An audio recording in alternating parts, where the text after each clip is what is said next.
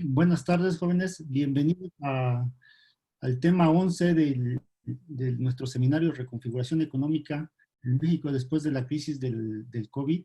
En esta ocasión nos acompaña como panelistas el maestro Miguel González Ibarra y el profesor David Ochoa León. Para esta mesa, que se denomina Reconfiguración, la economía monetaria y financiera después de la pandemia de la COVID-19, nos hará el favor de moderarla la profesora Diana Zuleima Castillo Alarcón. La profesora Diana ha trabajado, además de que ha trabajado en la academia, también se ha desempeñado en el sector privado y en el sector público. En el sector público trabajó en la CONSAR.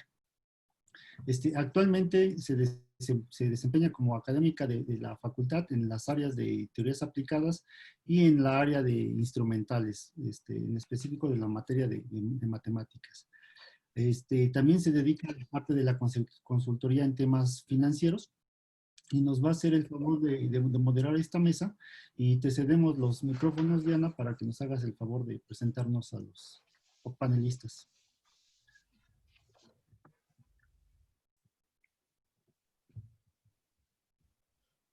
Bueno, creo que Diana tuvo un problema. ¿Se salió Diana, Edgar? Parece que sí, tuvo ahí un... Vamos a esperar. Ya va a entrar. Diana.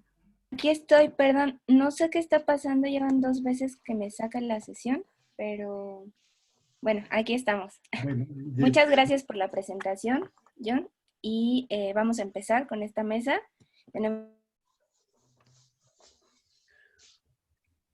creo que estamos teniendo problemas con la profesora Diana.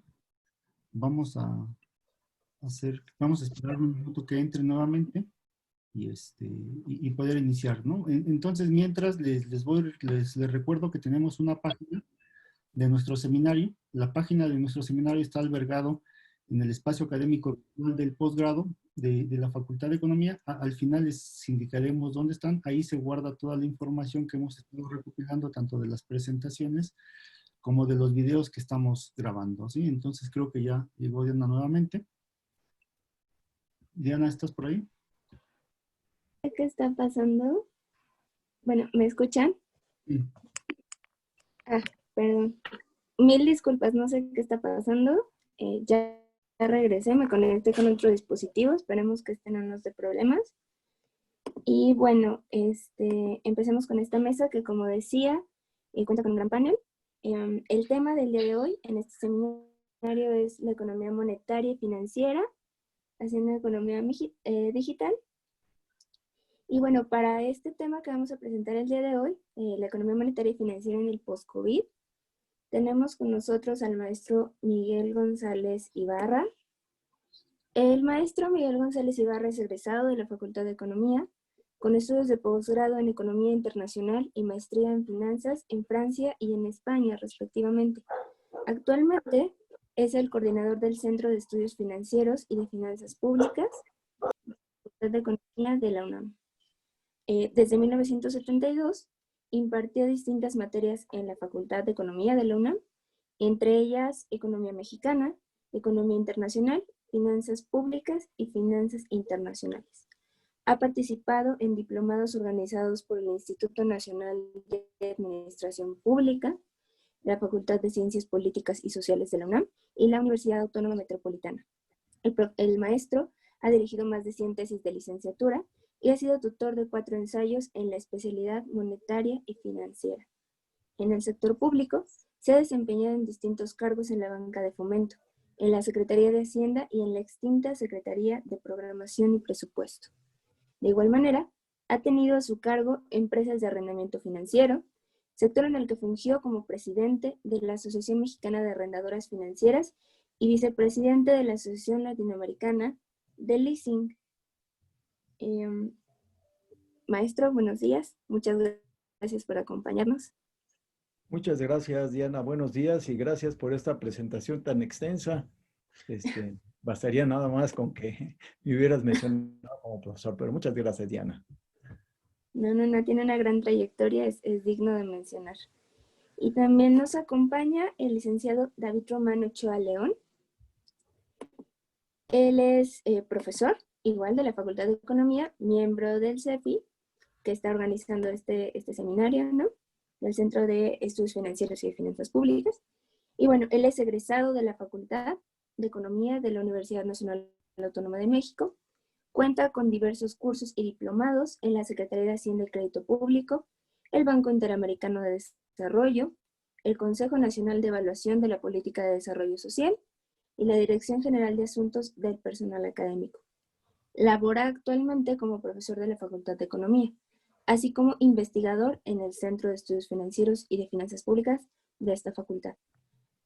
Ha impartido y organizado seminarios, diplomados y cursos para la Secretaría de Hacienda, para la DEGAPA, para la Facultad de Economía, para la Universidad Autónoma Metropolitana y en la Asociación Mexicana de Estudios Internacionales, la AMEI. Muchas gracias por estar con nosotros, David. Es un placer tenerte aquí y un honor. Muchas gracias, Diana. El placer es mío y es todo un honor estar aquí compartiendo mesa con el maestro Miguel, como siempre. Sí. La verdad es que tenemos un gran panel y bueno, el tema de hoy es bastante relevante. Estamos hablando de la importancia de la economía monetaria y financiera en la vida cotidiana en esta primera parte, ¿no? Y como ustedes saben, bueno, esta pandemia ha trastocado fundamentalmente todos los sectores de la economía, ¿no? Ha sido una cuestión que nadie, creo yo, pensaba que iba a durar tanto, que iba a traer cambios tan profundos, ¿no? Tan solo hace unos días estábamos con el profesor Jonathan Carrillo en la clase de Economía Internacional, y no sé si ustedes ubican este examen, esta acreditación del CFA, ¿no? Esta pandemia ha traído un cambio que se esperaba desde hace mucho tiempo. Este examen lleva aplicándose de manera presencial 60 años y a raíz de la pandemia se va a hacer en formato digital, ¿no? Hemos visto cambios importantes en sectores de la economía como el turismo y las aerolíneas, por ejemplo, bueno, todo lo que tiene que ver con los viajes y el turismo, ¿no? Tenemos ahora que plataformas como Zoom valen mucho más que las mismísimas aerolíneas, ¿no? O que Boeing, por ejemplo, ese gran fabricante de aviones. Tenemos cambios importantes, incluso en la manera en la que nos movemos, en la que nos reunimos, el uso del cubrebocas hecho habitual, el uso del dinero en efectivo ha sido cada vez menos frecuente, ¿no? Tenemos un mayor uso de los medios digitales de pago. En fin, ha tenido cambios importantes que han modificado la manera en la que llevamos pues nuestra vida cotidiana. Y de eso quisiera que comentáramos en este momento, ¿no? Sobre el papel del dinero en la economía, cómo ha evolucionado el dinero como medio de pago y cómo se ha movido el financiamiento y los mercados financieros a raíz de esta pandemia. Si gusta comenzar, maestro Miguel. Muchas gracias, Diana. Bueno, creo que ahora en la pandemia todos hemos visto que una de las preocupaciones fundamentales es que existe una gran liquidez.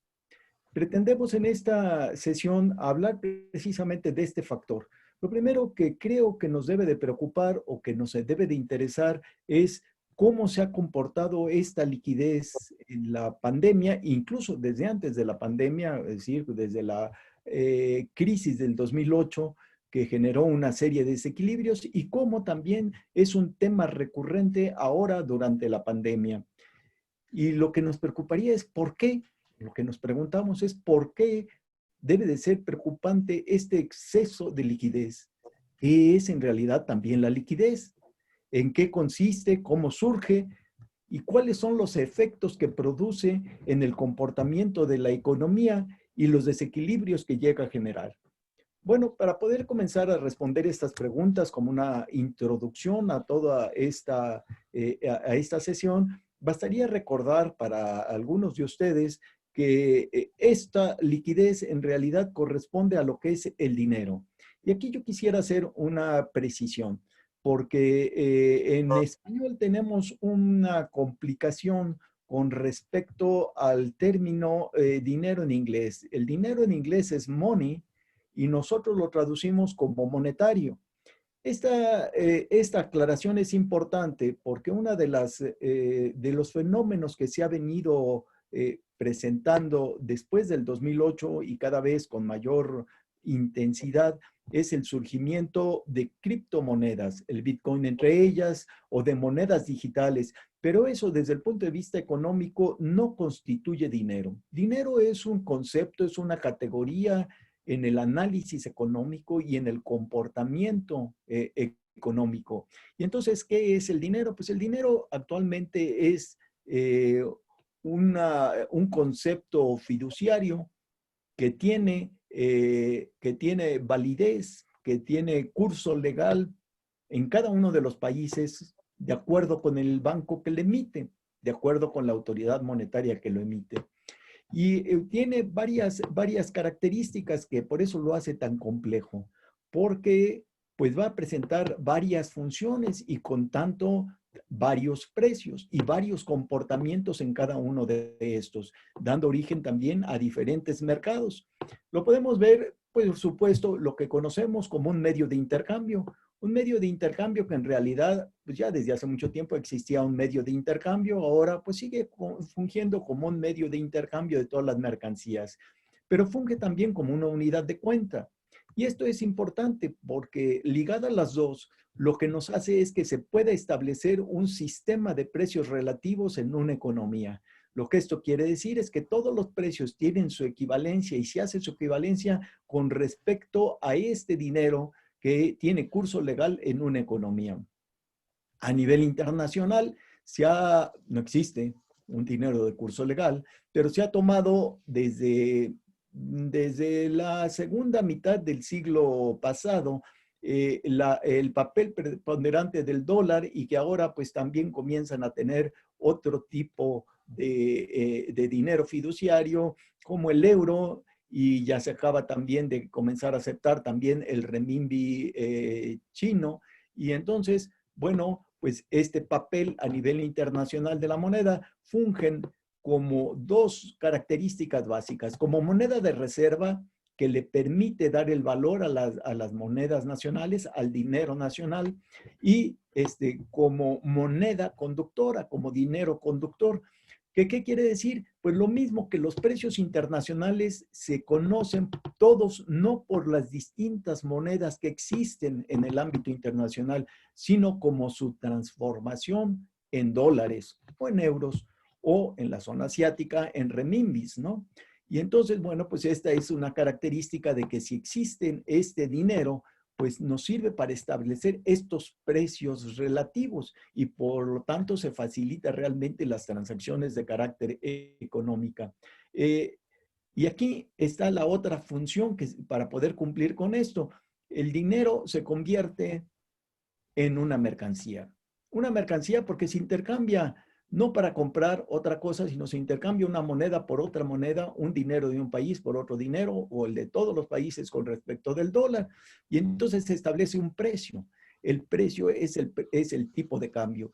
Y el tipo de cambio pues, es fundamental para el funcionamiento de cualquier economía. Los desequilibrios que se generan en el mercado cambiario por la entrada y salida, por la gran movilidad que existe de capitales y su entrada y salida, pues constituye realmente una serie de choques para el funcionamiento de una economía si no tiene esquemas de blindaje. Bueno, el otro punto es de que sirve como forma de acumulación de valor. Esta forma de acumulación de valor pues nos lleva a que se generan activos, activos de carácter financiero, que tienen entonces como precio una rentabilidad. La rentabilidad última en las economías, en cada economía nacional, en la economía internacional, pues es la tasa de interés. Pero hay muchas tasas de interés, porque utilizamos la tasa de interés de los bancos centrales, que es como trata el Banco Central de controlar la cantidad de dinero en circulación. Y nos estamos aproximando. Eso es la liquidez. Pero ¿cómo lo hacen los bancos? Esta liquidez pues lo hace a través de una serie de agentes financieros. Estos agentes financieros primordialmente son los bancos, el sistema bancario. Un sistema bancario que funge aparte de un transformador de riesgos, un transformador también de los riesgos crediticios y los riesgos de plazo, en distribuidor de los medios de pago, de los medios con los que funciona una economía. pues es una parte fundamental porque es tan importante y como una economía como la conocemos actualmente, pues desde hace más de 2 siglos no puede funcionar sin un sistema bancario, porque es el que nos distribuye y desde el punto de vista monetario se convierte en los canales de transmisión de la política monetaria. Pero el problema que tenemos aquí es de que, bueno, no solo la liquidez consiste de los billetes y monedas que emite el Banco Central, sino se comienzan a generar la creación de dinero, por supuesto, por los bancos, que los bancos pues, están controlados porque el Banco Central utiliza también o funge también como el banco de bancos. Es un banco que apoya y que controla el sistema bancario. Pero comenzaron a surgir desde hace varios años estas figuras que se llaman los bank no banks, o sea, una serie de organizaciones que realizan actividades bancarias y que no están regulados, pero que crean también dinero, crean activos financieros como los mercados de futuros, como los mercados de commodities, y que nos generan, por lo tanto, los intermediarios también sin intermediación actualmente, que es algo de lo que nos va a hablar David. Y todo esto pues, se vuelve en una liquidez que ya no está tan bajo control de los bancos centrales, y a nivel internacional pues no hay un banco central. Y entonces esta gran liquidez pues se mueve libremente en el mundo, y esta liquidez pues comienza no a generar lo que en la teoría se mencionaba, de que la liquidez se podía utilizar para estar controlando el funcionamiento económico, es decir, para incentivar la actividad económica o para tratar de enfriarla, es decir, de que no creciera tan rápidamente. Esto se hacía a través de operaciones de mercado abierto para controlar, a través de las operaciones diarias que se realiza el Banco Central y con la tasa de interés. Pero lo que hemos estado viendo a partir del inicio de este siglo es lo que se llama la trampa de liquidez. Es decir, ya no funciona tan fácilmente las políticas del Banco Central para tratar de modificar la liquidez. Y esto ha dado lo que se llama en políticas monetarias no convencionales. No convencionales porque ya no funciona como nos los estableció el que hizo la incorporación de esta idea en el análisis económico, que fue Keynes. Y entonces esto nos lleva a que existe liquidez, pero no tiene efecto sobre la estructura económica, ni sobre la oferta, ni sobre la demanda. Y bueno, pues en la pandemia estamos enfrentando lo que nos ha llevado este cierre, este lockout, este confinamiento y cierre de actividades, pues nos ha llevado a un choque de oferta y demanda. Se ha estado tratando pues de controlar que no sea caótico a través de una serie de medidas a las cuales nos referiremos más adelante. Muy bien, muchísimas gracias por su intervención, maestro Miguel. En efecto, esta cuestión de la liquidez que usted menciona se ha venido presentando ya con cierta evidencia desde el tipo de políticas, el tipo de política monetaria que se instrumentó en la crisis de 2008. Creo yo que hemos abusado de la herramienta de la política monetaria y se empieza a sentir como su inefectividad para reactivar la economía o para en general regularla, ¿no? Entonces, en este sentido, creo que cobra mucha relevancia hacer una revisión de la efectividad de estos mecanismos y de sus alternativas también, ¿no? Creo que nos hemos volcado mucho a esta parte de la política monetaria como regulador de ciertas situaciones que se presentan en la economía internacional. Entonces, estaría interesante, creo yo,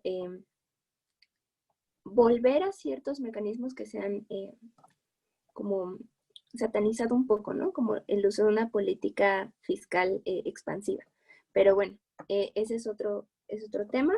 Ahorita le daremos la palabra al licenciado David Ochoa y vamos a hablar justamente del mismo tema. Por favor, te cedo la palabra, David. Gracias, Diana.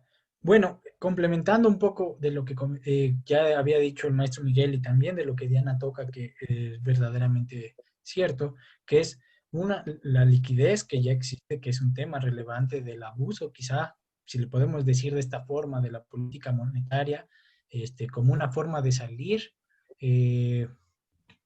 pues del atolladero. Todas las veces que ha ocurrido una crisis, por lo menos en las últimas décadas del siglo XX y a inicios de este, ha sido la política monetaria, ¿no? Entonces, como bien decía el profesor Diana, pues nos hemos acostumbrado prácticamente a decir que la forma de salir es a través de la política monetaria, a través de una política monetaria expansiva, cada vez que sucede algo, ¿no? Y esto lo podemos rastrear pues prácticamente, como les comenté, a partir no solamente de la crisis financiera del 2008, también podríamos mencionar, por ejemplo, la crisis .com del 2000. Es decir, ¿qué se hizo? Pues a partir del 2000 y un poco antes ya se empezaban a disminuir las tasas de interés en Estados Unidos, precisamente tratando de dar holgura a los mercados financieros para tratar de salir del atolladero que se estaba avecinando y que, bueno, en el 2000 se pudo confirmar que había una crisis, ¿no? Posteriormente, como ya mencionó Diana, pues llegamos al 2018 con el mismo problema, solo que en el 2018, el 2008, perdón, tenemos una característica más, que la crisis financiera que vivimos pues fue a causa de esta excesiva liquidez. Es decir, algo que nos estaba ayudando para salir de la crisis era generar dinero, era poner más dinero en circulación. ¿Qué pasó una vez llegando a la crisis? Pues, ¿cuál fue la solución? Más dinero, ¿no? Es decir, no sé si es paradójico, irónico o todas juntas, pero una crisis de liquidez se combatió con liquidez, ¿no? Es decir, fuego con fuego.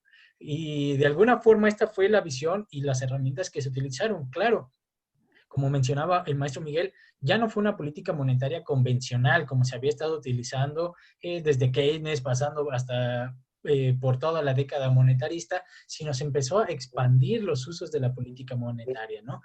No me voy a detener mucho tiempo aquí porque los vamos a ver que estas políticas monetarias no convencionales se están volviendo a utilizar, mejor dicho de otra forma, no se han dejado de utilizar prácticamente desde la crisis del 2008, sino que se han hasta extendido o ampliado, ¿no? Pero entre ellos, pues, es adquirir bonos del gobierno por parte de los bancos centrales, ¿no? Que es lo que hizo la Reserva Federal, hasta de empresas. Es decir, comprar títulos de deuda de las empresas o carteras vencidas de las empresas para que éstas pudieran sanear sus finanzas en el corto plazo. Se supone que en un largo plazo, pues, todo esto se va a reconvertir.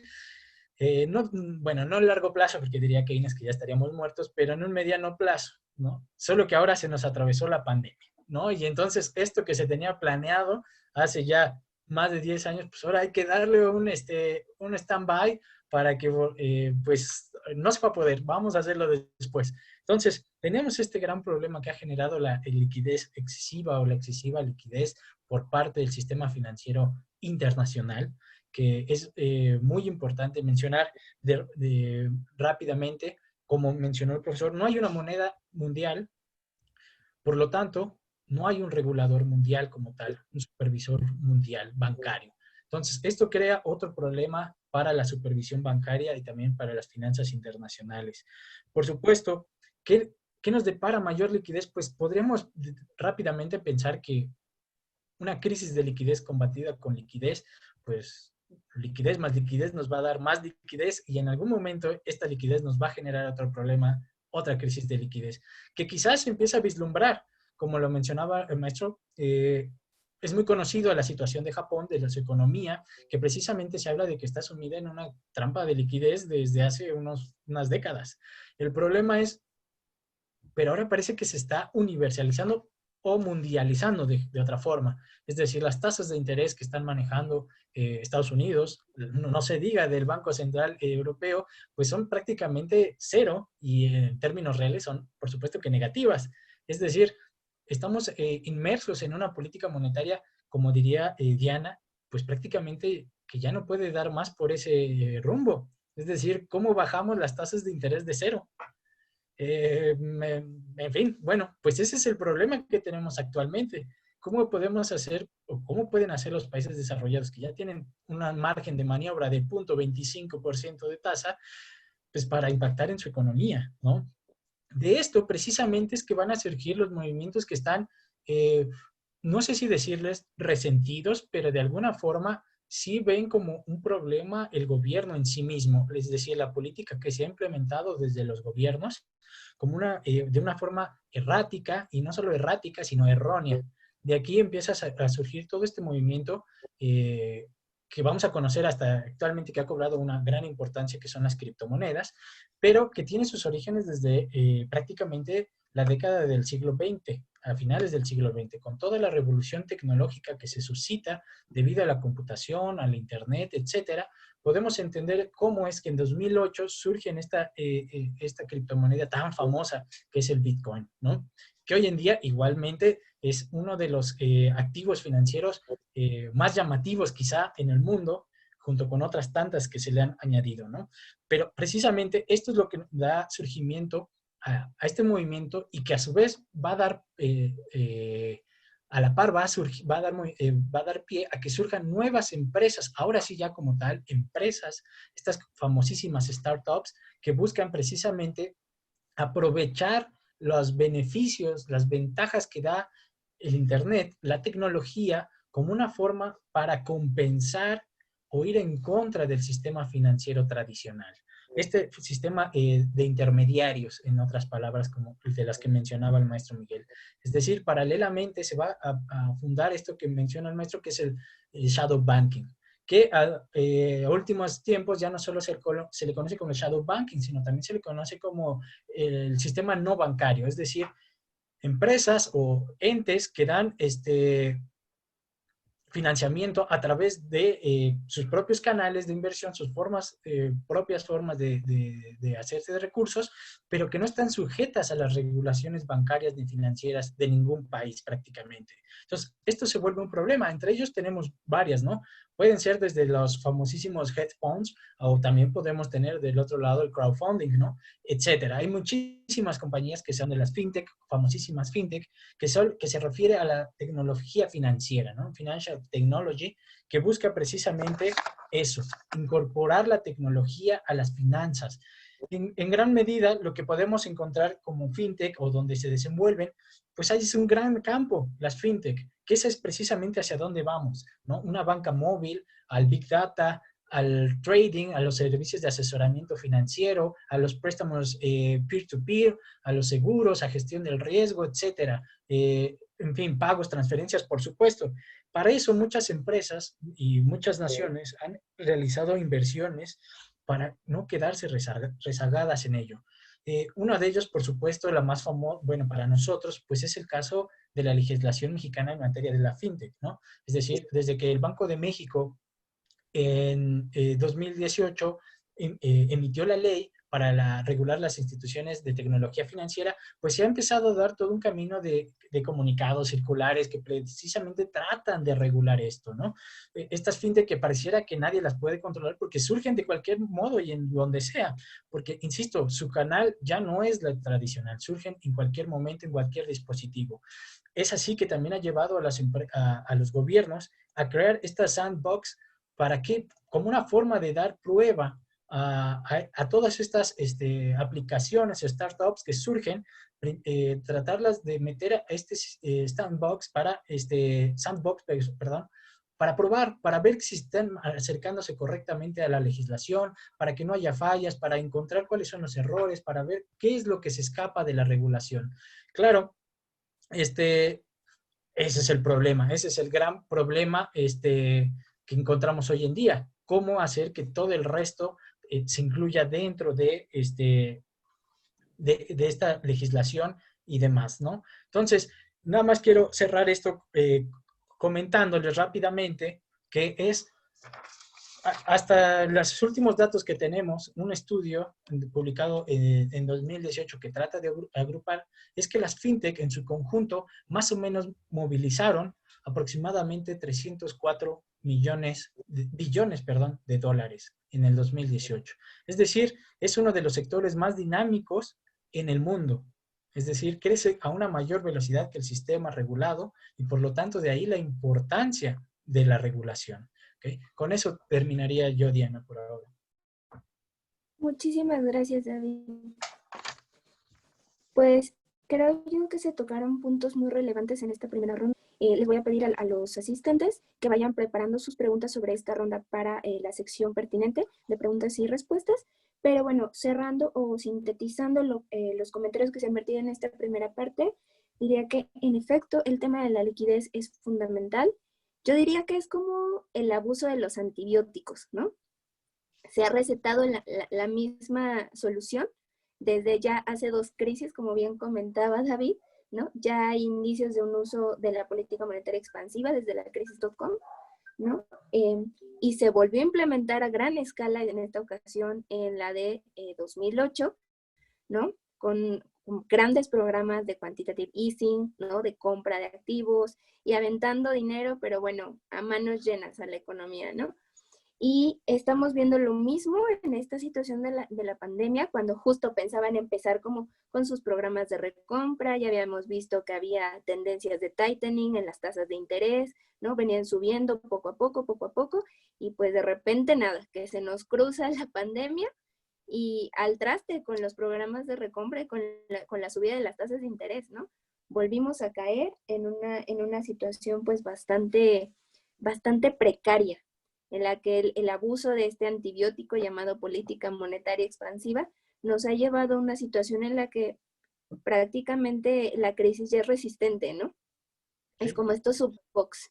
Ya no hay forma de que le haga como gran merma al daño, a la crisis, ¿no? Y en este sentido, bueno, lo que comentaba también David sobre que no hay una supervisión bancaria a nivel internacional, hay mucho dinero volando por aquí y por allá, ¿no? Toma relevancia estos segmentos de innovación financiera, ¿no? La existencia de criptomonedas, de fintech, de muchas formas nuevas de acceder al financiamiento, el crowdfunding, etcétera. Empezamos a ver una tendencia importante de innovación financiera, la tecnología del blockchain que viene con todo, ¿no? Empieza en las criptomonedas y se esparce ahora a otros segmentos de la economía financiera. Entonces, vemos, por un lado, el abuso de la política monetaria, seguimos teniendo exceso de liquidez, no sabemos cómo deshacernos de ella, y en medio de este entorno adverso, encontramos un gran auge de la innovación financiera, ¿no? Tratando de darle salida, de canalizar estos recursos, de innovar en la forma en la que se mueve el dinero, ¿no? Y bueno, se van a grandes transformaciones, creo yo, derivado de este escenario tan complejo que estamos viviendo ahora. En este momento vamos a pasar, si ustedes me lo permiten, a la segunda ronda. Y en esta ocasión hablaremos sobre las medidas implementadas de política monetaria y financiera durante la crisis de COVID. Como ya lo comentamos ahorita en la primera fase, hablamos bastante de la política monetaria, ¿no? La mayoría de los gobiernos han adoptado este enfoque, ¿no? Y sin embargo vemos que hay otras medidas que han implementado pues, para tratar de mantener la economía en marcha a pesar del encierro, ¿no? Vamos a ver grandes ganadores, grandes perdedores derivados de estas políticas. Y bueno, me gustaría que comentáramos al respecto. Le cedo la palabra al maestro Miguel González Ibarra y escuchamos su opinión al respecto. Muchas gracias. Bueno, pues ya hicimos un repaso de por qué es importante la liquidez, cómo se hace esta liquidez a través del sistema financiero, que nos dio una visión muy amplia, David. Pero, ¿cómo llega? ¿En qué circunstancias se encontraba la economía mundial, la economía de cada país cuando llega la pandemia? Bueno, pues lo que vemos es que veníamos de una crisis y de una recesión, como habíamos mencionado, que se combatió con liquidez para resolver un problema de liquidez.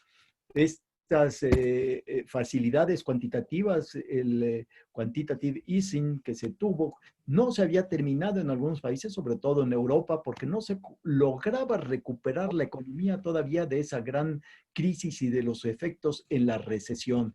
Y por el otro lado, comenzó a surgir una gran disrupción mundial y geopolítica con el surgimiento de gobiernos populistas que comenzaron a tener pues una visión nacionalista y proteccionismo. Es decir, el mundo comenzó a transformarse desde este punto de vista, amenazar lo que se había dado la globalización, que eran las cadenas productivas, y comienza pues en estas circunstancias también a generarse, como nos mencionaba David, pues una gradual y que se preveía que iba a ser gradual hasta la mitad de este siglo, la transformación hacia la economía digital, incluyendo las finanzas, incluyendo pues el dinero digital.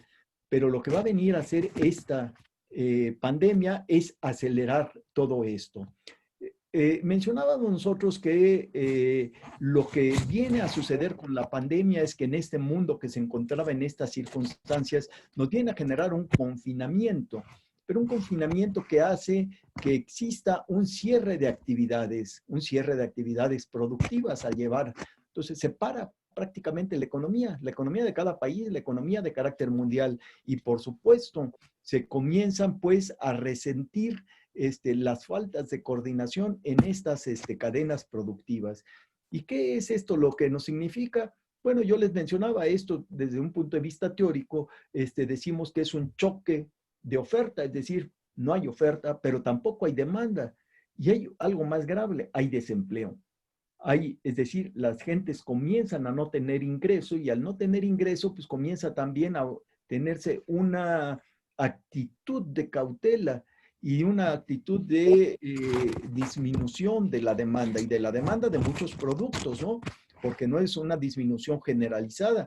Claro, los productos alimenticios, los productos de primera necesidad, pues eso se tienen que seguir haciendo, pero no muchos otros productos, incluyendo algunos productos que son de entretenimiento, básicamente el turismo, básicamente la restauración, o sea, los restaurantes, pero comienza a generarse una nueva demanda que pues, lo estamos viendo ahorita, ¿no? El uso de actividades a distancia, con el uso de Internet, con el uso de una serie de aplicaciones, ¿no? De carácter digital, lo que nos va a dar es una aceleración de esta transformación que se preveía que iba a ser gradual y que de repente comienza a ser de manera pues impulsiva, de una manera dramática, esta transformación, llegando pues a esta economía sin contacto que ya vimos en la sesión, en 2 sesiones anteriores, que se da esta economía sin contacto. Todo el mundo comienza a hacer transacciones, el e-commerce, el comercio electrónico, comienza a hacer transacciones bancarias. Muchos bancos ya ahora, después de la pandemia en Europa, alemanes, bancos incluso franceses, hablan de que pues cerraron sucursales. No las van a volver a abrir. El 30% de sus sucursales no las van a abrir porque ya vieron que pueden estarse manejando a través de a distancia, ¿sí? Sin contacto. Pues, ¿esto qué significa? Bueno, no se van a contratar esos empleados bancarios, ¿no? Entonces tenemos una disrupción que se está generando en el mercado laboral. Es decir, todas las gentes que se dedicaban a estas actividades de entretenimiento que requerían una relación personal, como el turismo, como incluso el transporte, como las repercusiones del transporte que se tienen en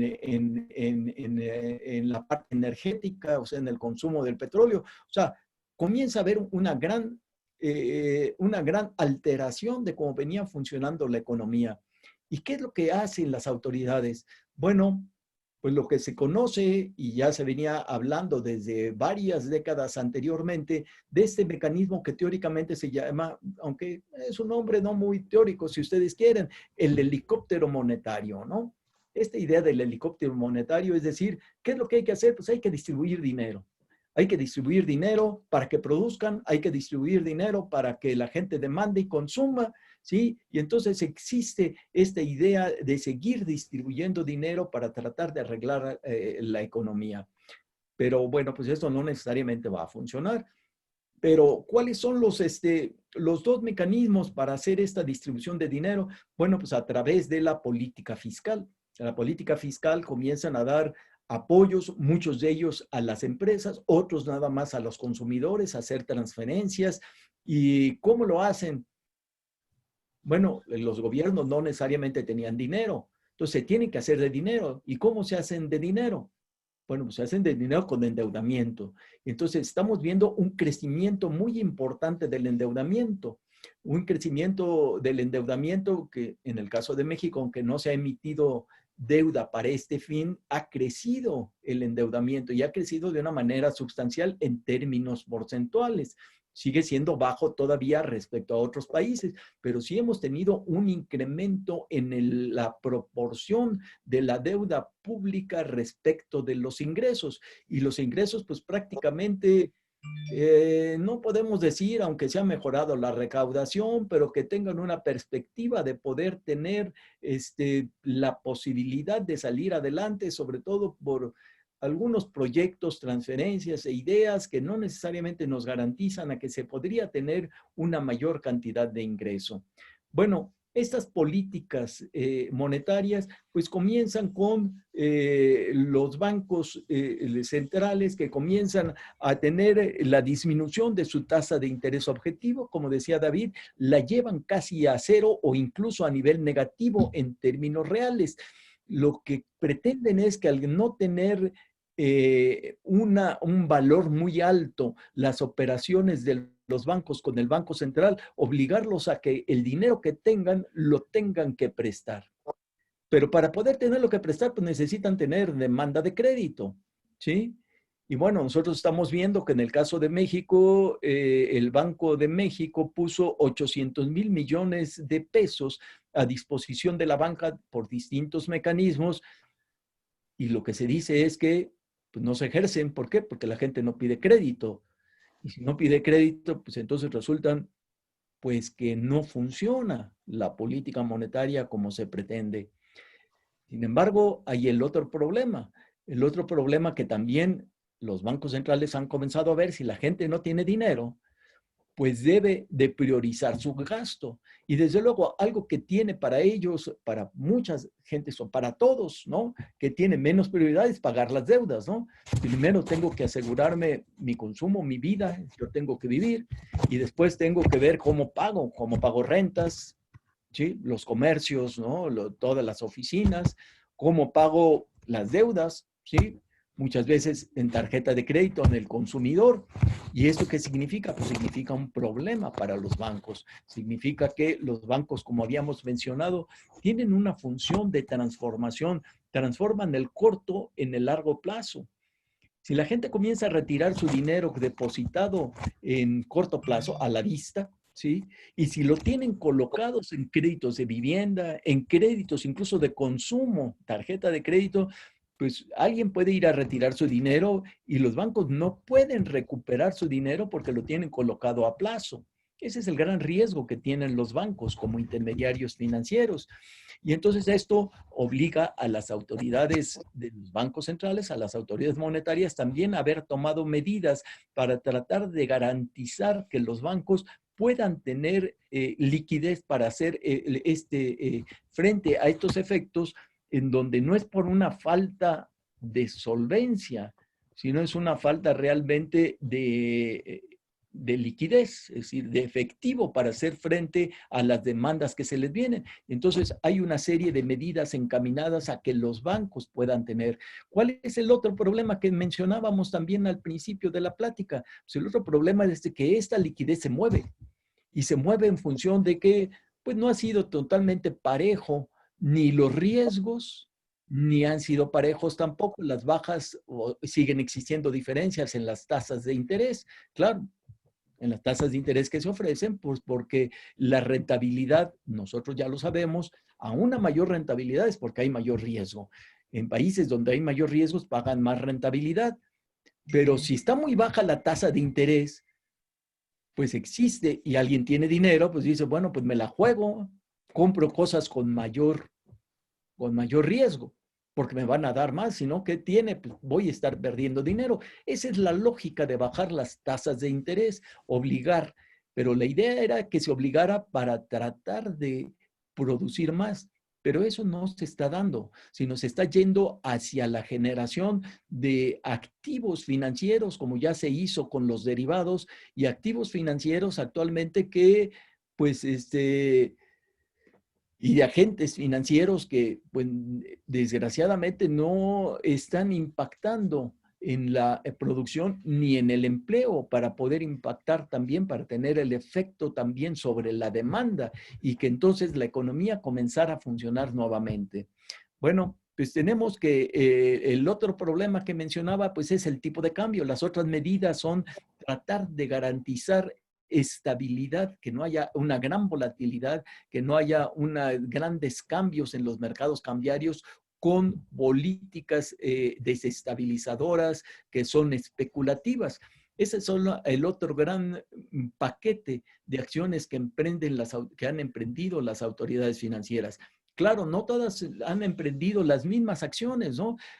Hay unos que han hecho pues un catálogo más importante de medidas y otros con mucho menos, ¿no? Porque cada quien depende de cada situación de la economía.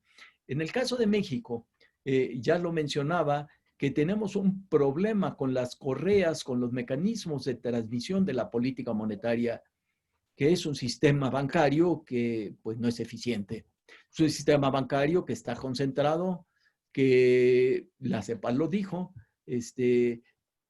tiene una serie de prácticas que no son de libre competencia, tiene, por lo tanto, lo vemos, ¿no? Bajan las tasas de interés de referencia, pero no bajan las tasas pasivas, es decir, la que pagan a los ahorradores, pero no bajan las tasas activas. Y bueno, los bancos prefieren no bajar las tasas activas y prefieren mejor dar una serie de garantías como dar puntos, dar regalos, etcétera, porque no quieren sentar el precedente en el caso de México de que bajan las tasas, ¿no? Puede ser que haya compensaciones, que haya, le abonan a uno 3 mensualidades, etcétera. Entonces tenemos una banca que no actúa como como se supondría que debería de funcionar la banca por una falta de competencia. Eso nos hace que es muy difícil entonces para el Banco de México tener una política monetaria que sea, por esos dos factores, la banca, y por el otro lado porque es una economía muy abierta, ¿no? Y bueno, pues esto es lo que enfrentamos y enfrentamos también a nivel internacional, esta trampa de la liquidez y esta gran transformación que se está dando a pasos agigantados hacia una economía monetaria con monedas que cada vez ya nos anuncian en países europeos, en el Banco Central Europeo, que ya tienen en estudio, y es más, lo tienen desde el punto de vista piloto, la emisión de monedas de curso legal, es decir, no criptomonedas, sino dinero digital. Y ese dinero digital va a traer una gran transformación porque al final de cuentas, ¿cómo se va a controlar? ¿Cómo traía una gran ventaja? Una de las cosas a las que se enfrenta la política monetaria es conocer la velocidad de circulación del dinero, de la masa monetaria, que no se sabe cómo circula. Son unos cálculos simplemente de tendencias, pero cuando hay circunstancias extraordinarias, hay monetizaciones o contracciones de carácter monetario, o sea, la gente se queda con su dinero, pues esto no funciona. Estos mecanismos y estos cálculos, ¿no? Con la moneda digital, aunque se requiere una gran potencia en materia de computación, se podría llegar a conocer la velocidad de circulación de la masa monetaria. Pero por el otro lado, se comienzan a surgir una serie de monedas como los tokens, los Ether, que no son bitcoins, sino que están respaldados, ¿no? Esto se conoce como los stable coins, ¿no? Es decir, monedas estabilizadoras, monedas que sí cuentan con algún respaldo, que es uno de los más avanzados a nivel mundial, de los que tenemos noticias, es Banco Santander, que tiene, pues ya en España está emitiendo ya estas monedas estabilizadas, garantizadas por una serie de activos, ¿no? Entonces, todas esas transformaciones que se están dando complican realmente la política monetaria y nos hacen ver que los bancos, ya nos lo decía desde que era la presidenta, la directora gerente del Fondo Monetario, Lagarde, y ahora que está como presidenta del Banco Central Europeo, que en realidad la política monetaria se está transformando ante estos avances de carácter digital. Y eso es lo que nos vamos a estar enfrentando al final de la pandemia. Yo creo que también la otra parte es esta economía sin efectivo, que ya nos dice este autor económico, que es el final del dinero en efectivo, que es Kenneth Rogoff, ¿no? Que fue de los más importantes en analizar lo que fue la crisis financiera del 2008. Pues nos estamos enfrentando a una economía sin efectivo. Suecia en unos años ya avisó que ya no va a tener efectivo, todo va a ser a través de los medios de pagos electrónicos, ¿no? Y bueno, de un paso para que esos moneda ya sea moneda emitida, ya no impresa, sino digitalmente, pues ya no hay mucha diferencia. Y eso pues va a ser un cambio sustancial, no solo en la vida, sino también en lo que es el análisis de carácter económico, en lo que respecta a la economía y a las finanzas. Y con esto dejo para que nos explique estas implicaciones en la pandemia a David en materia del sector financiero. Muchas gracias, maestro Miguel. Una gran intervención, sin duda, y creo que ahí mencionábamos varios temas importantes que supongo ahorita nos explicará también David, ¿no? La parte de la disyunción geopolítica, los gobiernos populistas, o sea, no nos estamos enfrentando al mismo tipo de gobierno que abordó la crisis de 2008, ahora con la crisis derivada de la pandemia, ¿no? Creo que este es un aspecto relevante por el set de políticas económicas que van a impulsar este tipo de gobiernos. Ya lo hemos visto en algunas economías de mucha relevancia, ¿no? No quiero mencionar nombres, pero lo hemos visto en economías muy, muy relevantes, en otras más pequeñas, ¿no? Y vaya, es interesante lo que hace a estas cadenas globales de producción, como decía el maestro. La parte también de el impulso de las actividades digitales, o sea, cómo esta pandemia ha causado una disminución selectiva de la actividad económica, ¿no? Los artículos de primera necesidad se mantienen, ¿no? Pero también hay una demanda revitalizada y totalmente empoderada de actividades digitales, ¿no? Las plataformas Netflix, Disney Plus, Prime Video, tan solo son un gran ejemplo del auge que tomó este tipo de entretenimiento digital, ¿no? Las medidas desesperadas que quiere implementar gigantes del entretenimiento como Ticketmaster, ¿no? Justo ayer leía de eso. En fin, una serie de cambios importantes en la manera en la que gastamos, cautela para muchos otros tipos de consumo, de gasto, ¿no? En fin, hay cambios importantes en la manera en la que gastamos, en la que nos divertimos, ¿no? Incluso la parte del helicóptero monetario que mencionó el maestro es importante también, ¿no? Seguimos aventando dinero a la economía, queremos que la gente utilice los créditos, queremos reactivar la economía, y sin embargo lo que vemos después de todo esto, después de todos estos mecanismos de intervención, es que no hay ese uso del crédito que se esperaba, ¿no? Y sobre todo cuando se usa, no se ve una gran incidencia en la economía real, ¿no? O sea, se queda mucho en la esfera financiera, en ese campo, pero no baja la economía real. En cuanto al dinero digital, pues únicamente me gustaría agregar, no sé si ustedes lo sepan o estén al tanto, pero China justo anunció el lanzamiento de un renminbi digital, ¿no? Como tal, lo que decía ahorita el maestro, dinero estrictamente digital, dinero de curso legal, pero en una versión digital. Entonces, se nos vienen grandes cambios en ese aspecto. Sí vemos una economía sin efectivo en el mediano y largo plazo, y hacia allá pues es la tendencia. Entonces, me gustaría escuchar la opinión en la intervención de David a este aspecto. Te cedemos la palabra, David. Muchas gracias. Muchas gracias, Diana. Pues en efecto,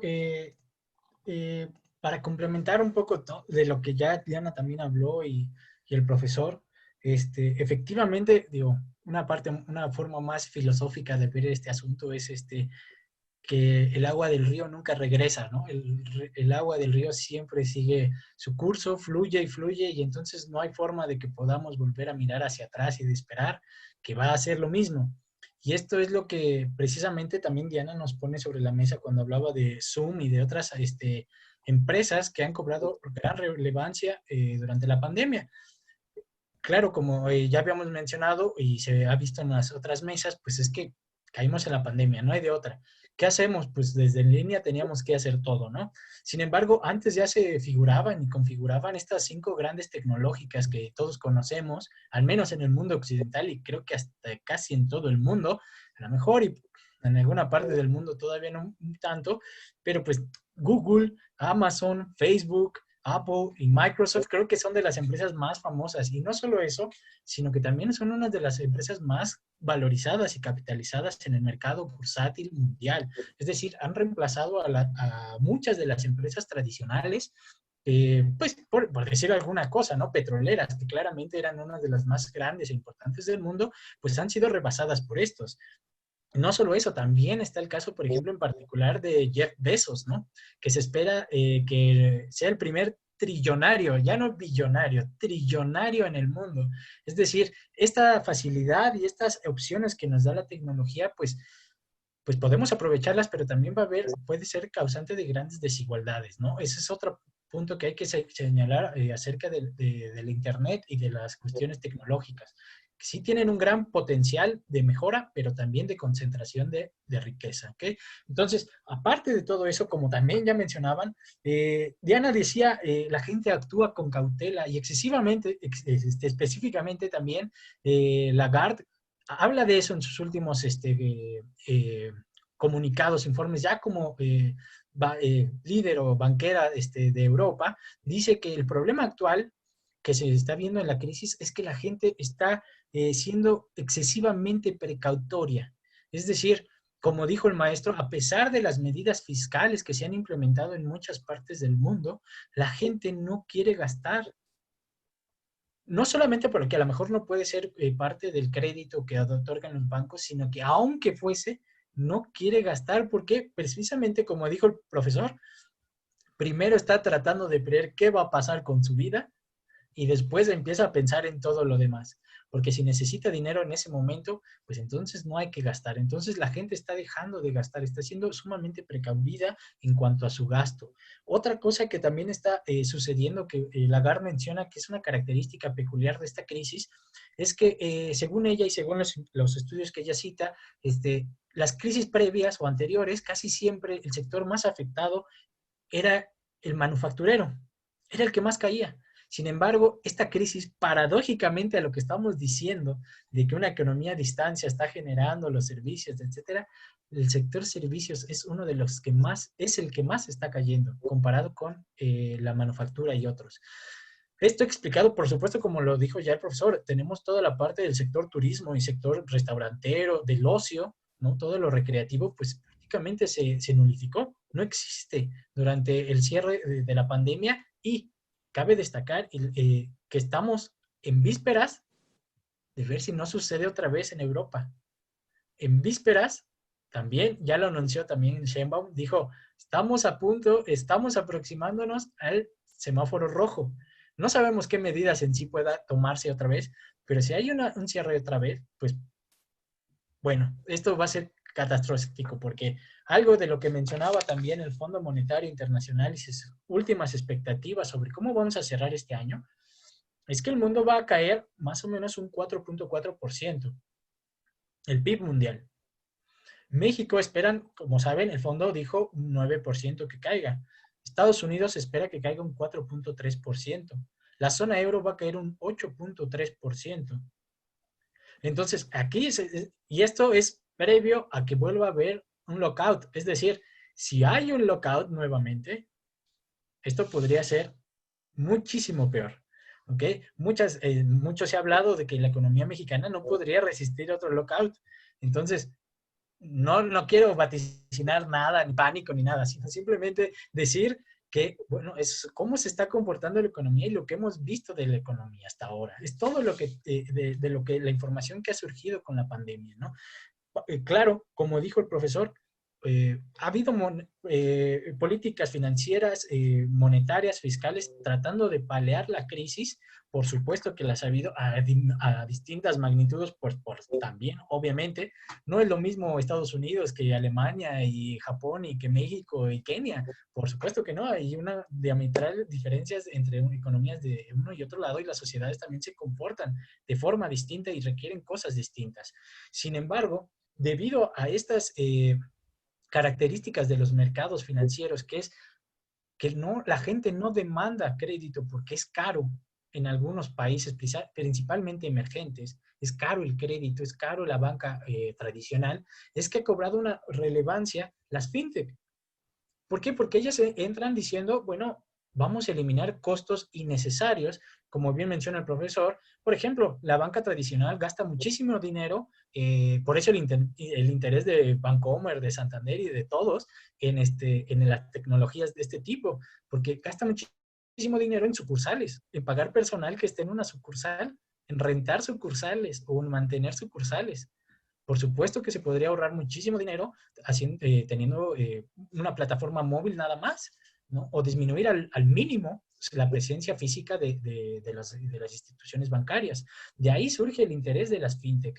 Tan es así que, bueno, uno podría suponer un poco, pero el mayor mercado fintech es China, sin lugar a dudas. Sin embargo, China a partir de 2018 también detuvo su crecimiento de las fintech debido a que, pues a las regulaciones que impuso el gobierno a esto. Y ahí podemos encontrar hasta en las mismas criptomonedas. Es más, prohibió de alguna forma ya hasta minar en gran cantidad los bitcoins. También habló de detener las bolsas estas de criptomonedas, criptodivisas, etcétera. Empezó a poner varios candados y regulaciones a estas fintech porque se le podía estar saliendo de las manos, porque no lo puede controlar como el sistema financiero chino en su conjunto. Entonces, esto hizo que diera la oportunidad que otras regiones crecieran. Estamos diciendo que la diferencia entre China y el resto del mundo es que creció el mundo un 48% las fintech, tan solo en un año. Entonces, estamos hablando de la importancia. Claro, es poco, porque China representa el 71% de las transacciones fintech, pero estamos diciendo que está creciendo en otros lados. Y no solo eso, Latinoamérica es uno de los lugares donde el ritmo de crecimiento es superior. Es más, del año 2017 al 2018 creció en más del 100%. Estamos hablando del 140, 170%. Entonces, es un ritmo de crecimiento sumamente importante para las fintech. Otro punto que mencionaba el profesor y que habla también de estos problemas que ha generado la liquidez es los inversores, pues ¿a dónde mueven su dinero? La credibilidad de la banca, ¿no? Esto ha originado que estas criptodivisas, ¿no?, se conviertan en criptoactivos más que nada, porque como mencionaba el profesor, las monedas digitales actuales, que dependen del portal que busquemos, pueden ser 500, 600 o más, nada las regula y entonces salen y salen y salen. Pero ¿qué hay detrás de eso? Pues la posibilidad de hacer grandes rendimientos. Entonces se están cayendo los criptoactivos en específico de las criptomonedas a ser de ser de criptomonedas a pasar a criptoactivos simplemente, y criptoactivos especulativos. Gran parte también de lo que se explica en muchos de los artículos que se han estado haciendo sobre el valor de las fintech y de las criptomonedas actuales, de que han incrementado su valor. Digamos, el Bitcoin ahorita supera los 300,000 pesos por un Bitcoin. Estamos diciendo que es gracias a la política monetaria excesiva que hay en el momento. Dado que la tasa de interés es cero y en los países desarrollados la tasa de interés, si hay un buen canal de transmisión de la política monetaria, también están disminuyendo, pues ¿dónde invertir? ¿Dónde hay más rendimientos? Pues solo lo que esté fuera del sistema financiero. ¿Qué es eso? Pues las fintech. ¿Qué es eso? Pues las criptodivisas, etcétera. Entonces, ahí es donde están viéndose las grandes oportunidades de ganancia y por eso es que estamos viendo cómo el valor de estas empresas y de estos activos están creciendo exponencialmente. Claro, esto es un riesgo. Esto es un riesgo porque al final no están respaldadas, no están reguladas y no hay nada detrás de ellas. Por supuesto, hay intentos muy importantes, como menciona el profesor, como el euro digital, o como ya también Diana lo mencionó, el caso de la moneda china. Claro, ¿no? El e-renminbi, pero son pruebas. En el caso de China es una prueba, en el caso del euro ni existe, apenas es una idea, y aunque muchos países están pensando en que sí lo van a hacer, falta mucho por estudiar, falta mucho por conocer. Entonces, es muy incipiente la tecnología, por supuesto, es revolucionaria en muchos sentidos, y esta es otra cosa que los bancos también están cuidando mucho, tanto los bancos centrales como los bancos, la banca tradicional o banca comercial, con la aparición del peer-to-peer, es decir, estos préstamos directos entre el prestatario y el demandante, pues ya no necesitas un intermediario. ¿Para qué quieres un banco entonces? Podrían tener dinero directo del Banco Central. Y esto es uno de los temas que se están analizando en el euro digital. ¿Cómo va a ser su funcionamiento? La gente va a tener un euro digital directo de la banca central, porque así podría estar totalmente respaldado. Y entonces, si es así, ¿para qué queremos bancos privados, comerciales? ¿Van a desaparecer? No creo, no creo. Van a tener que buscar una nueva forma para mantenerse en el mercado, quizá como analistas de riesgos o de inversiones, qué sé yo. Pero eso es una de las cuestiones que están todavía en el aire. ¿Qué va a pasar con el sistema financiero, ¿no? Entonces, todo esto es lo que me gustaría mencionarles, aparte de algo que mencionaba ya también el profesor, que es la desaparición del moneda, el dinero en efectivo, el cash, ¿no? Es decir, nosotros, no, se han escuchado, no sé si recuerden que en la India ya se hizo una política de la eliminación de ciertas cantidades de dinero, billetes de cierta denominación, y esto obligó a la gente a bancarizarse, ¿no? ¿Por qué? Pues una medida que tomó el gobierno indio para evitar la corrupción y dos, para la bancarización. Es decir, no, pues no hay esos billetes. Hazle como quieras, no hay. Ya, no hay punto. Y entonces obligó a la gente a bancarizarse. Esa es la medida que México tiene que optar para la bancarización. Quizá haya unas formas más indulgentes y nobles para que la gente se bancarice. La educación financiera es una, pero hace falta mucha inversión en eso. Otra parte que mencionaba el maestro es los países escandinavos son de los países que menos usan el dinero en efectivo. Prácticamente, como mencionaba, Dinamarca solo utiliza menos del 10, la mitad solo menos del 10% de las transacciones que hace de compras minoristas es en efectivo. O sea, prácticamente no existe el dinero en efectivo en Dinamarca, ¿no? Y eso es algo que Rogoff tocaba en su libro, como bien lo decía el profesor, ¿no? Un libro que se llamaba La maldición del dinero, que precisamente es donde propone eliminar paulatinamente el dinero para que, claro, quedara la morralla, diríamos en México, como dinero en efectivo, pues porque siempre se necesita un poco de cambio para pagar algo, ¿no? Pero en otros países ni eso. En realidad hay propuestas, por ejemplo, en Corea del Sur, que el cambio ya no se paga en moneda, se paga en electrónico. Entonces, estamos viendo que hay una intención de quitar el dinero en efectivo. Claro, esto es en los países desarrollados. En los países emergentes todavía se ve un poco complicado, pero hacia allá va la economía, hacia una economía digital. Y parte de esto, que precisamente el Banco Central Europeo no quiere quedarse atrás, porque hay muchos riesgos, ¿no? Más adelante tocaremos un poco. Con eso concluyo, Diana. Muy bien, pues muchas gracias por la intervención a ambos. Definitivamente una ronda muy interesante, muchos puntos buenos en la mesa, ¿no? La parte, ahorita de lo que comentaba David, rescataría solo algunos puntos que me parecieron relevantes, ¿no? Primero, pues hay empresas que han ascendido y han reemplazado como los nuevos blue chips, ¿no? En el mercado financiero y en el mercado accionario, ¿no? Tenemos a los nuevos gigantes, a los nuevos gigantes de la escena que son Google, Amazon, Facebook, Microsoft, Netflix, ¿no? Empresas que algunas ya tenían una gran capitalización y tenían una gran liquidez, etcétera, un gran desempeño en bolsa, pero otras que han ascendido como el ave fénix, ¿no? O sea, de la nada han subido, ¿no? Impresionantemente y han reemplazado a sectores completos en la escena bursátil, ¿no? A las petroleras, pero también a las aerolíneas, a las empresas de turismo, algunos otros sectores de la economía, ¿no? Etcétera. Es un cambio visible, impresionante, que hay que seguir de cerca. Todavía creo yo es muy pronto para saber el desenlace de algunas empresas importantes, de mucho prestigio, de mucha historia, ¿no? Que están batallando ahorita por sobrevivir y pues veremos eso en adelante, ¿no?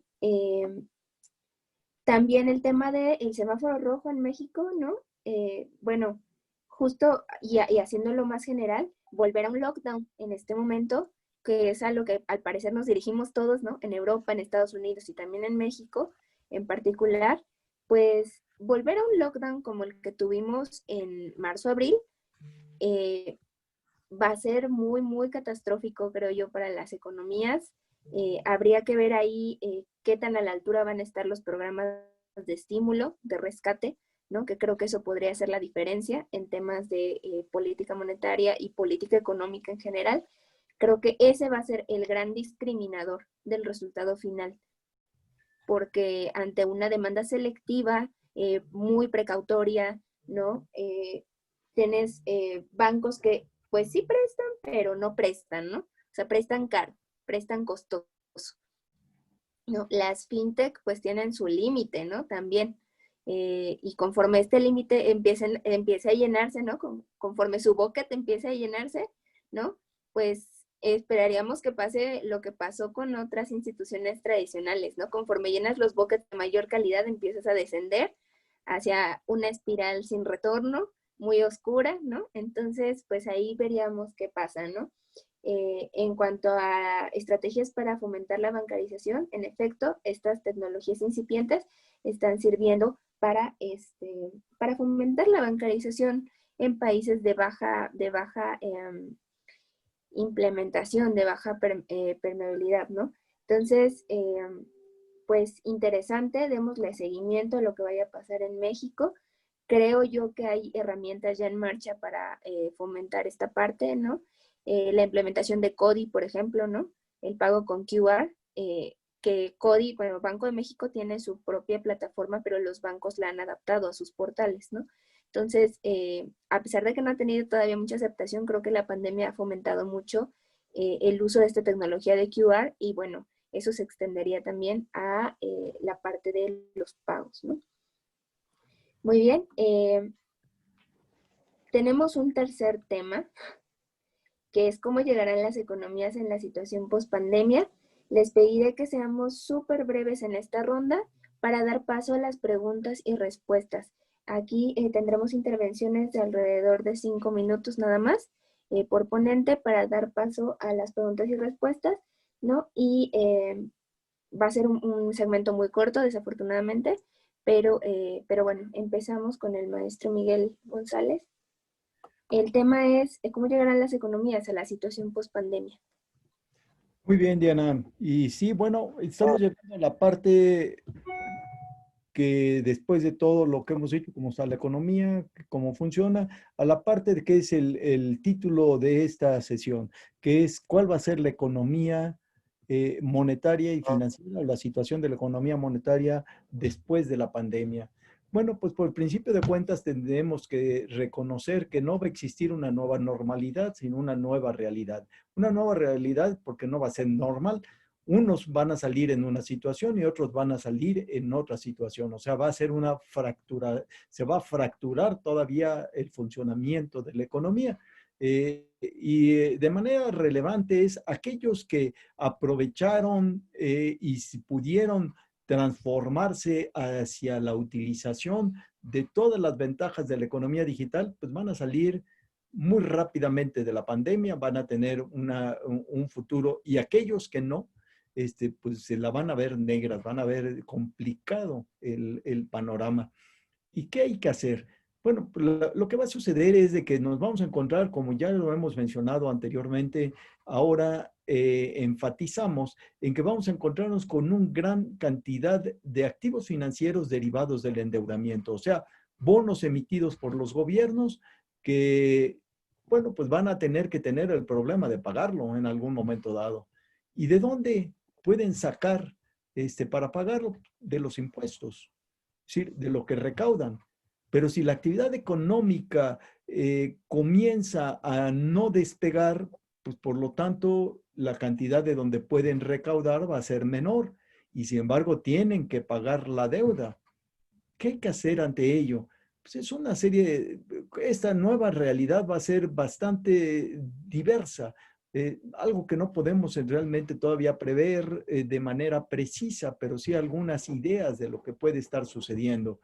Bueno, pues a lo mejor esta gran liquidez se puede estar dirigiendo a aquellos proyectos que se preveían y que se están acelerando y que esperemos se aceleren ahora con el cambio de gobierno en Estados Unidos hacia la economía ambiental, es decir, hacia lo que son esta revolución tecnológica en materia de energía eléctrica, que claro, va a haber perdedor, como decía Diana, ¿no?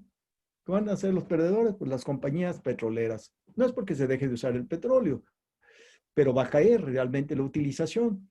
Hay ya distintas empresas en materia que ya se están estableciendo en México, en donde les ofrecen a las empresas, si contratan con ellos, 6 meses de energía eléctrica gratuita, que la van a producir con paneles solares. Y posteriormente les aseguran que el costo de la energía va a ser menor de la que pagan a la Comisión Federal de Electricidad. Y bueno, ¿cuál es el otro?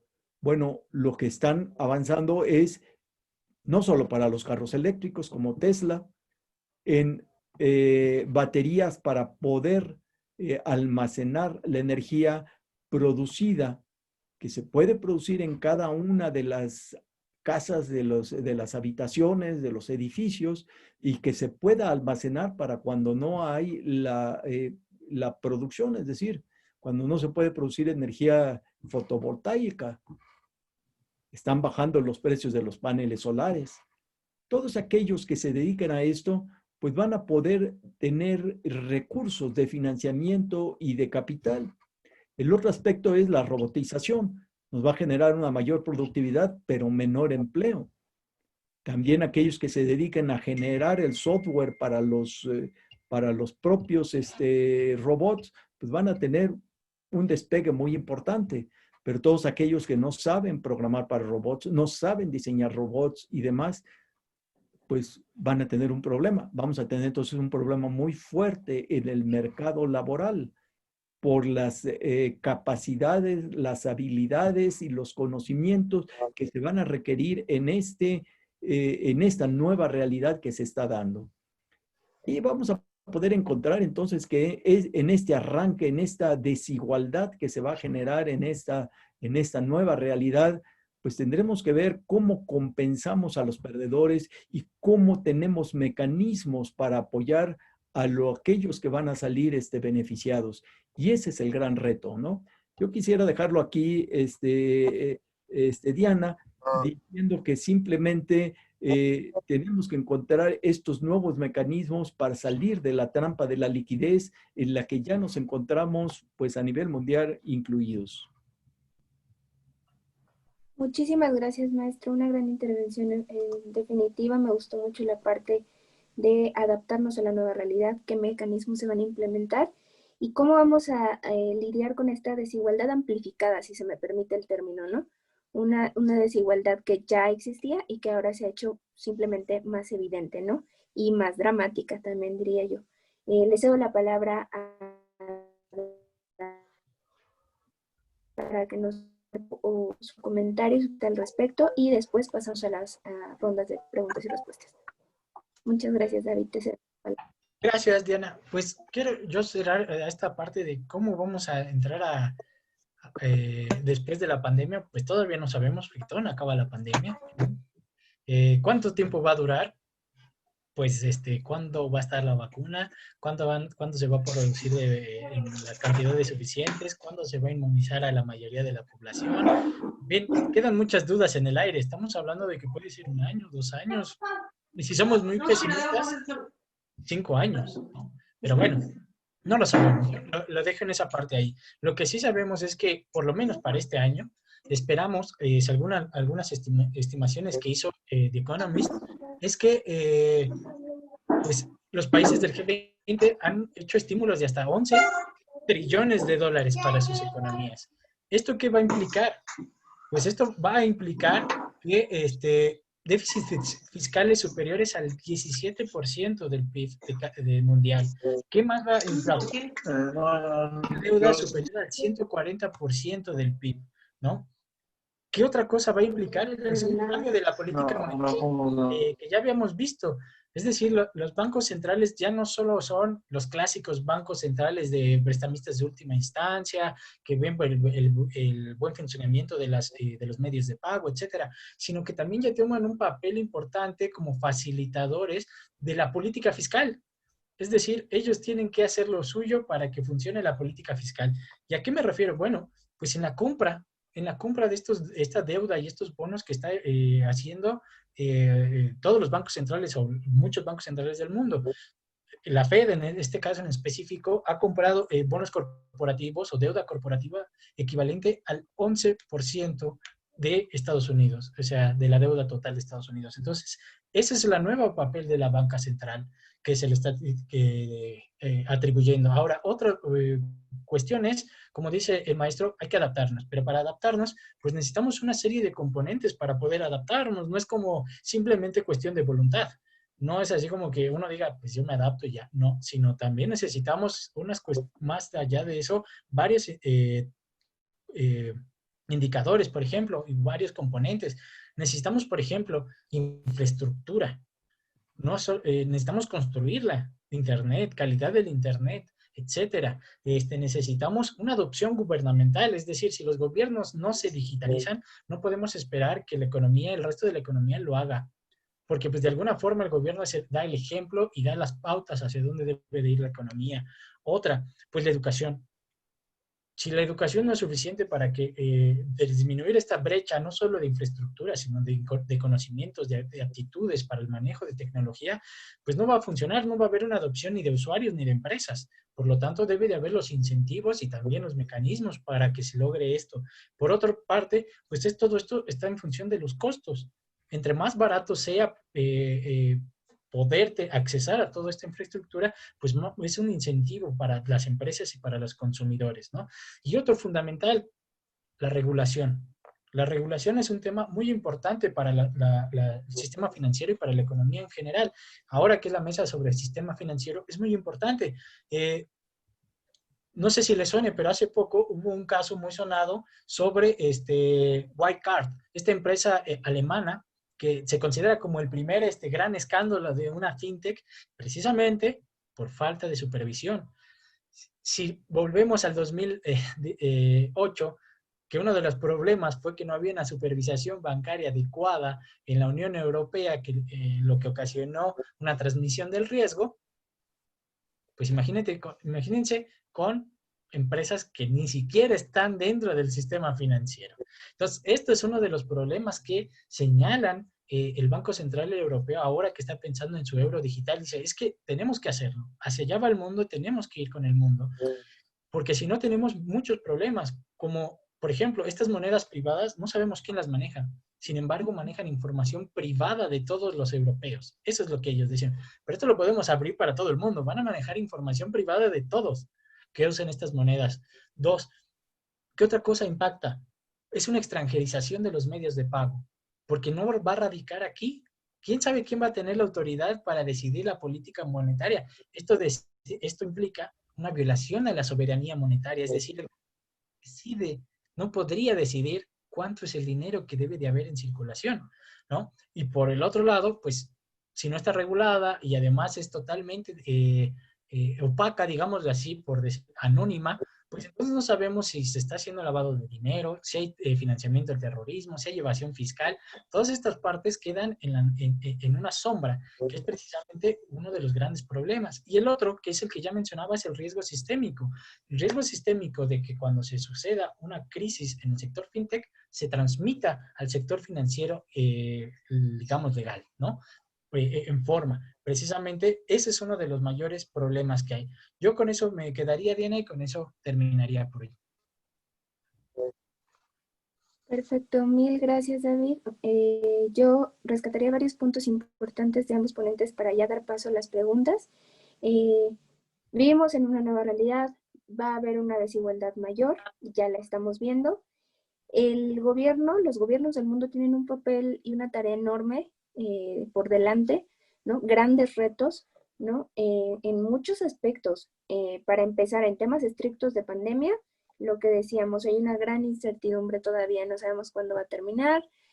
Hay muchos protocolos de vacuna ahorita en curso, algunos con resultados prometedores, pero pues eso no nos garantiza que una vez que digan, bueno, pues ya tenemos una vacuna, no significa que al momento, al instante o en 2 meses vamos a inmunizar a todos, ¿no?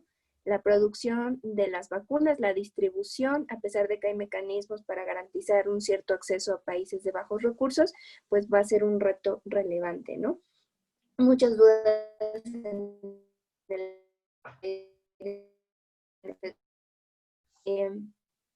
la política va a jugar un papel preponderante, creo yo, en este aspecto, ya que hablamos de que en buena parte del mundo ya caemos en un esquema de trampa de liquidez, ¿no? Creo que en la manera en que se implemente una política fiscal inteligente, expansiva pero inteligente, podríamos mitigar algunos de los efectos de esta pandemia, de la crisis que la acompaña, y podríamos evitar lo que Martin Wolf denominó en un artículo para el Financial Times, ¿no?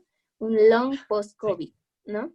Tenemos, sí, o sea, efectos de largo plazo, ¿no? Para las economías del mundo, así como hay pacientes que han sobrevivido a COVID y que quedan con ciertos síntomas ahí como fantasma, ¿no? Lo mismo planteaba para las economías, ¿no?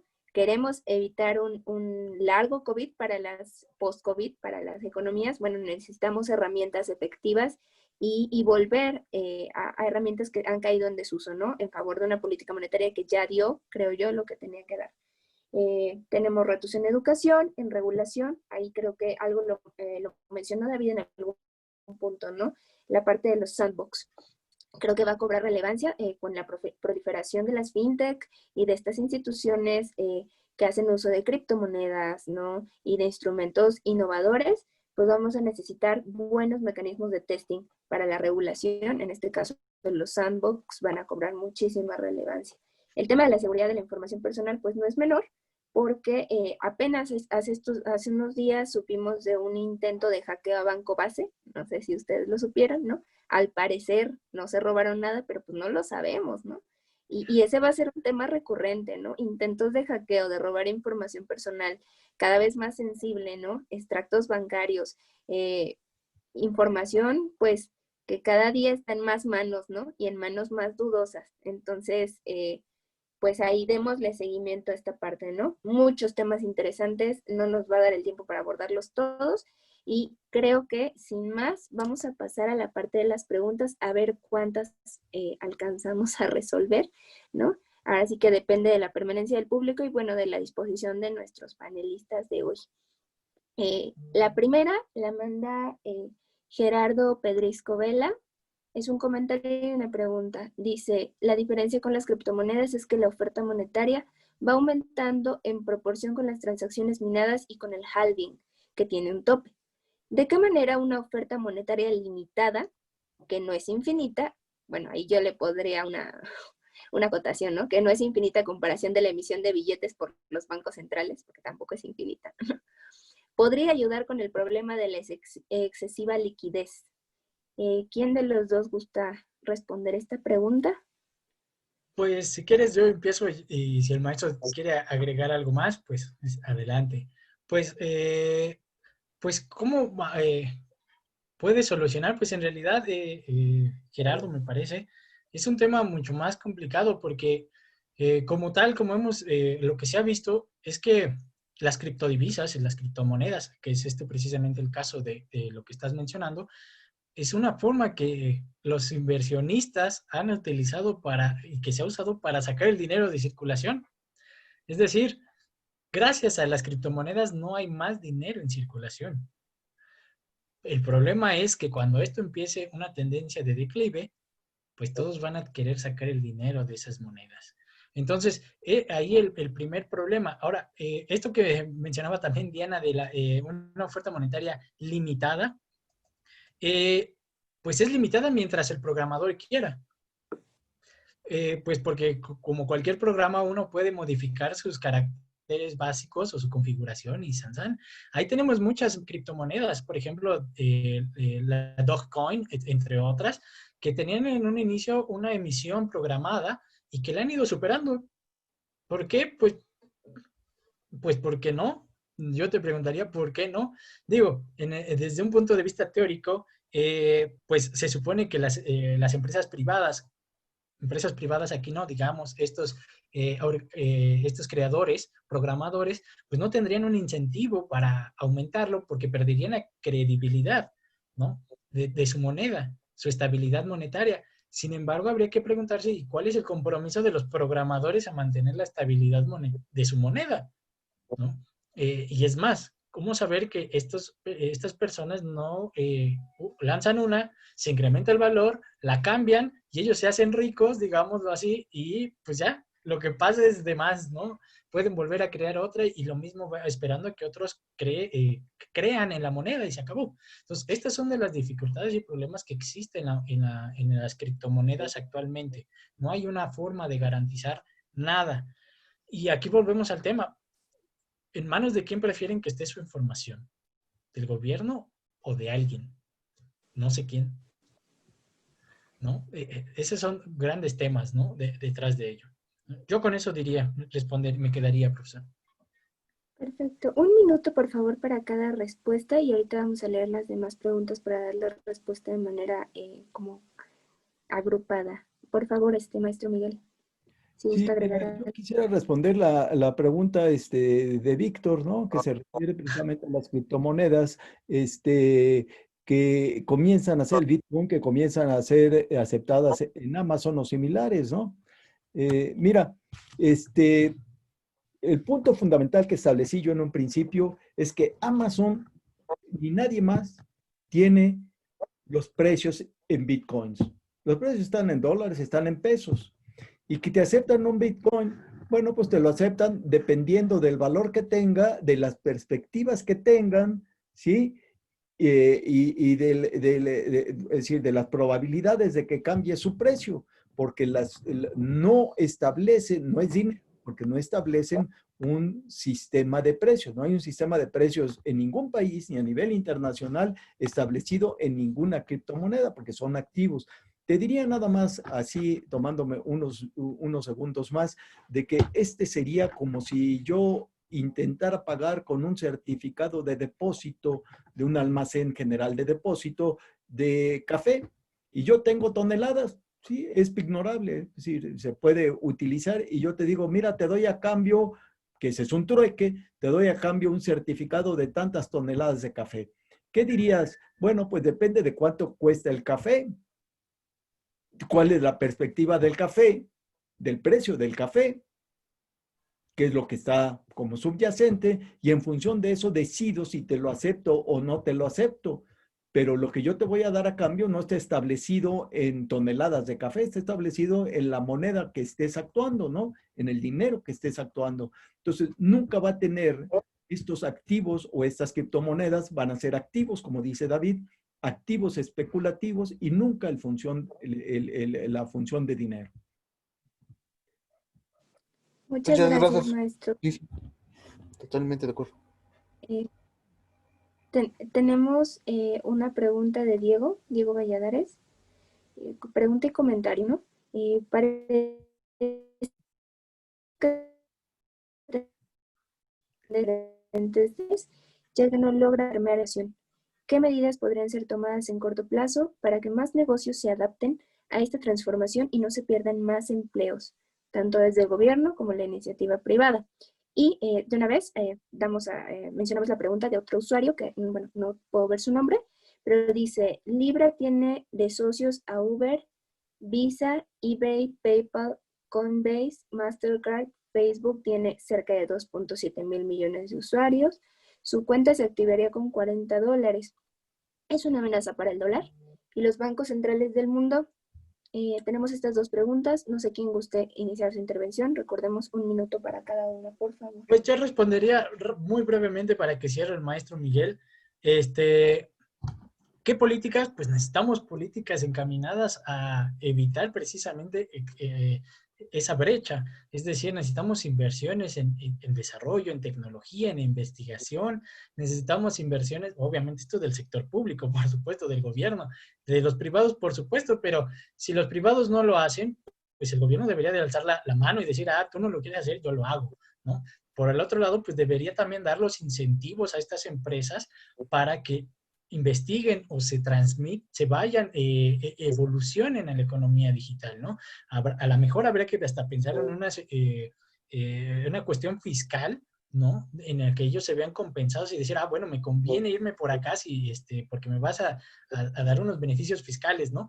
Pero pues todo eso depende de que el gobierno tenga una mayor participación, una mayor rectoría, una mayor presencia, ¿no? No quiero decir que un gobierno más gordo, un gobierno más fuerte, no mayor gobierno, burocracia en general. Y por el último, acerca de la libra.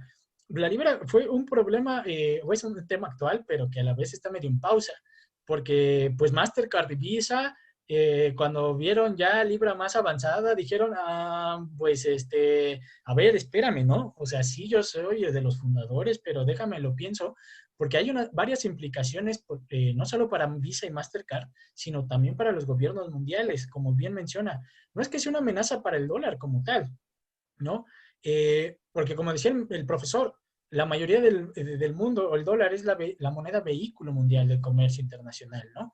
Pero sí puede ser uno de los problemas en cuanto a lo que les comentaba anteriormente. Es una moneda que va a tener información privada de todos los que la tengan. ¿Qué va a hacer con la información? No sé si le suene Cambridge Analytica. No sé si le suene también las elecciones con Trump. No se sabe. Entonces, ¿qué va a hacer con esta información? Dos, ¿qué van a hacer los bancos centrales? Van a perder poder, política monetaria, soberanía monetaria, ¿no? Es por eso que la misma Unión Europea dice, a ver, si Facebook quiere sacar su stablecoin, pues mejor la sacamos nosotros directamente, si es lo que necesitan, pues ¿por qué no lo hacemos nosotros y se acaba, ¿no? Entonces, es un tema importante, lo mismo que quiere hacer China con su moneda, ¿no? Tener una forma de garantizar los pagos internacionales sin depender de Estados Unidos claramente, pero también manteniendo su poderío y su política monetaria intacta. Ya con eso yo termino. Muy bien, Diana. Déjame nada más terminar con una conclusión. ¿Qué hacer ante esto? ¿Qué tendrían que hacer los gobiernos? Bueno, se está hablando de que tienen que cambiar el papel de lo que viene fungiendo el Estado en la economía, los gobiernos, ¿no?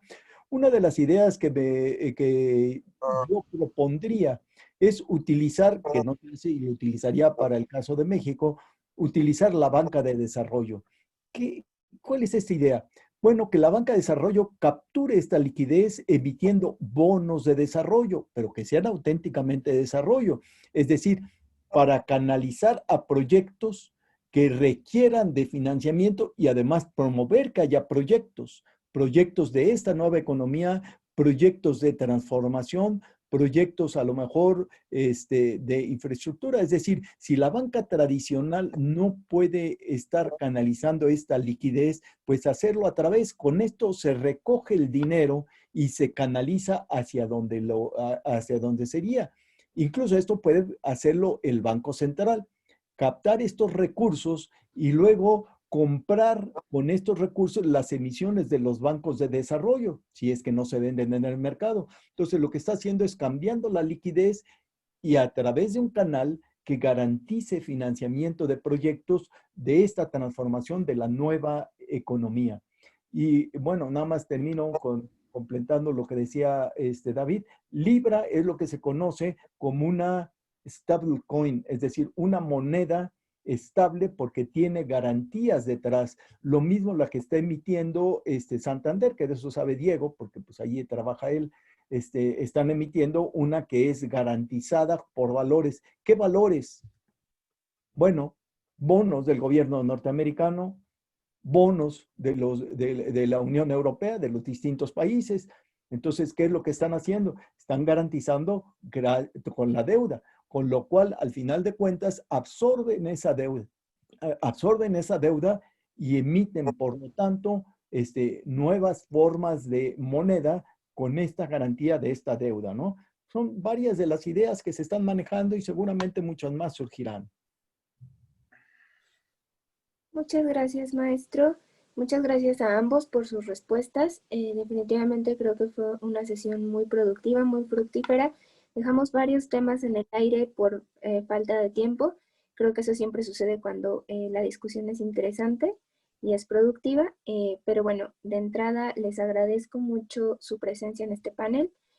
Sin duda sus comentarios nos dejan muchas interrogantes abiertas y bueno, grandes enseñanzas respecto a lo que podría suceder o lo que podremos ver en el futuro, ¿no? Por mi parte, solo me queda agradecer su presencia, su asistencia, su intervención y también invitarlos a la siguiente mesa. El tema 12 de este seminario virtual es la inversión pública como motor del crecimiento en México, su proceso e importancia.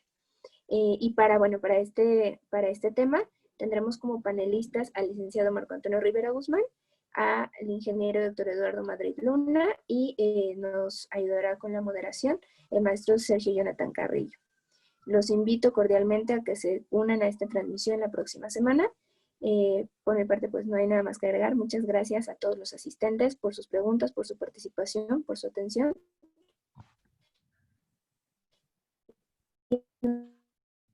Felicidades, Miguel y David. Muchas gracias. Muchas gracias, Diana. Muchas gracias, muchas gracias. Gracias, Miguel. Gracias, David.